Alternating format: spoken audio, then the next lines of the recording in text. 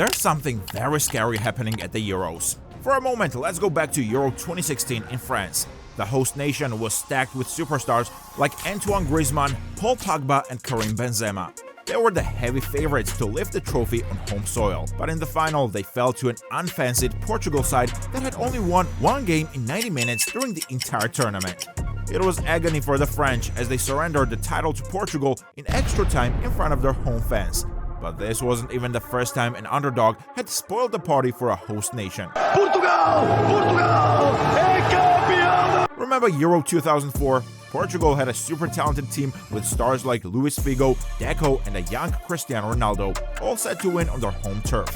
Surely no one could stop them, especially not Greece, a team that had only managed one win at a major tournament before 2004. Yet the unthinkable happened as Greece defeated the hosts 1-0 in the final with their only shot on target. These were not isolated incidents, however. This pattern on hosting misery and underdog upsets actually stretches back over 30 years to Euro 1988. Ever since West Germany's stacked side fell short at home that year, a mind-boggling curse seems to have been placed on the hosting nations. So, what's actually going on here? We've got to go back to 1988 to understand where this all began. That year, West Germany hosted the Euros, and everyone expected them to breeze through, right? I mean, just look at the talent they had. Legends like Rudi Völler, Lothar Matthäus and Jürgen Klinsmann, all under the guidance of the iconic Franz Beckenbauer.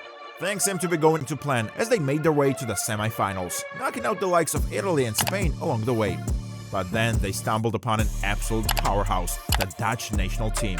Despite taking an early lead in the second half, the Germans just couldn't hold on, conceding twice in 14 minutes to lose 2-1 at home in Hamburg. Their star-studded team, playing on home soil, getting so close to the final only to have their dream shattered by the Netherlands.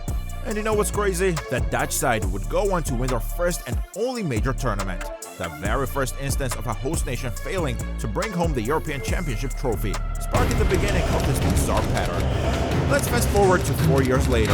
Euro 1992 saw Sweden take on the hosting duties, and boy did they have an attacking force to be reckoned with. Thomas Brolin, Kenneth Anderson, these guys could really put the ball in the back of the net. Expectations were high for the Swedes, and they looked primed for a deep run. But then, out of nowhere, they were stunned in the semifinals by an unlikely opponent, Denmark. Yep, the same Denmark team that wasn't even supposed to be there in the first place. The Swedish fans were shocked and disappointed as they watched their team squad get knocked out by underdogs. Who could have seen that coming? 4 years later, it was England's turn to host the Euros, and the pressure was on. This was a nation absolutely desperate for international success, and they had the talent to make it happen, with guys like Alan Shearer, Paul Gascoigne, and Tony Adams leading the charge. The dream looked very much alive as they battled their way to the semi-finals, with the whole country daring to believe that football could finally be coming home. But then catastrophe struck in the most painful way possible, a penalty shootout against Germany. And to make matters even worse, it was Gareth Southgate, the same man who would go on to manage the national team, who missed the crucial spot kick at the old Wembley. Just like that, the hosting curse had struck again, leaving an entire nation devastated. Now, this was a unique situation. The year 2000 saw the Euros being co-hosted by Belgium and the Netherlands. You would think with 2 bites at the cherry, one of these football nations would be able to overcome the hosting curse, right? Well, think again. Let's start with the Belgians. Despite being one of co-hosts, they didn't even make it out of the group stage. As for the Dutch, well, they kept their end of the bargain by reaching the semi-finals. But of course, in true hosting curse fashion, that's where their journey ended. Now, in Euro 2004, the setting was Portugal, and the stage was set for a true fairy tale story. A 17-year-old Cristiano Ronaldo was just starting to make waves, and the Portuguese had a legitimate golden generation on their hands with the likes of Luis Figo, Deco and Maniche. Playing at home in front of fans with a squad oozing talent and potential, this was supposed to be the start of something special for Ronaldo and company. For the most part, they cruised through the tournament, setting up a dream final against Greece? Yeah, that's right, Greece, the same team that had previously only qualified for 2 other major tournaments and had essentially shithoused their way into the final. Surely this would be a walk in the park for the star-studded Portuguese, right? Wrong. At 57 minutes into the match, Greece got their first corner. Basinas kicked the ball into the Portuguese penalty area. Charistas, about 8 yards from the goal, headed the ball past Ricardo, scoring for Greece and putting them in the lead. Portugal attempted 17 shots, whereas Greece only managed 4, with just 1 on target. However, that single shot on target secured Greece's victory.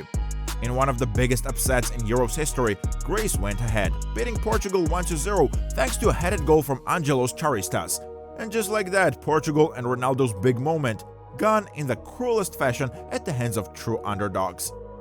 As the years went by, the curse continued to show its effects time and time and again.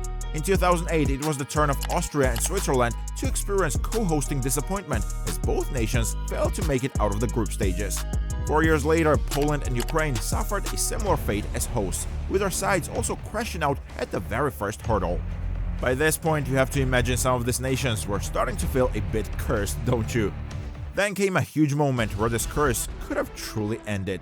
The Euro 2016, where France, hosts and heavy favorites, looked utterly determined to break the drought.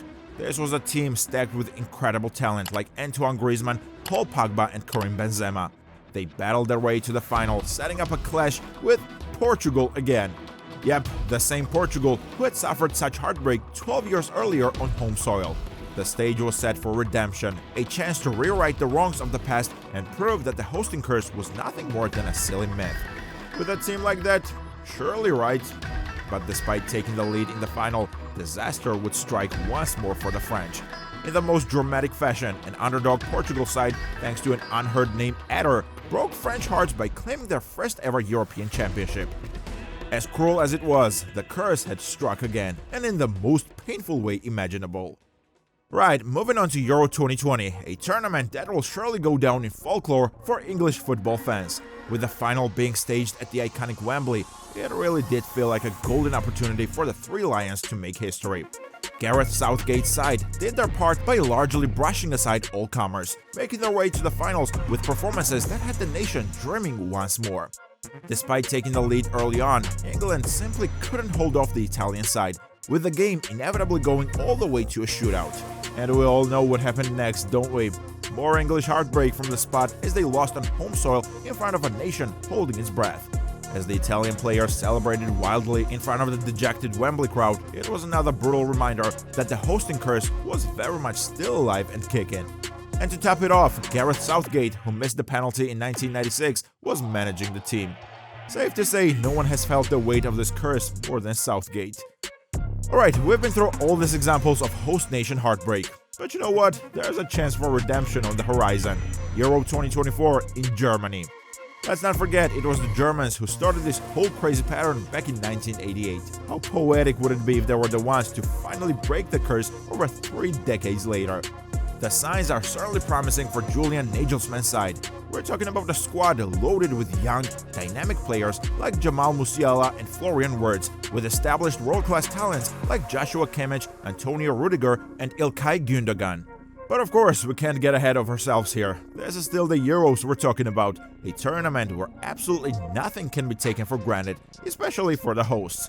The pressure will be immense on the German side, so will they live up to the hype and expectation, or will the hosting curse add another chapter of despair to its collection? Let us know in the comments below. One thing's for sure though, Euro 2024 is set up beautifully to provide us with one final dramatic twist in this epic tale of host nation struggles.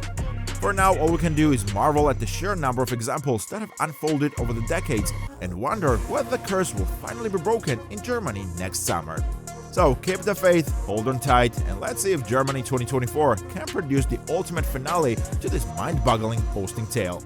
Thanks for joining us on this ride through European Championship history. Make sure to subscribe, and we'll be back for the next thrilling chapter.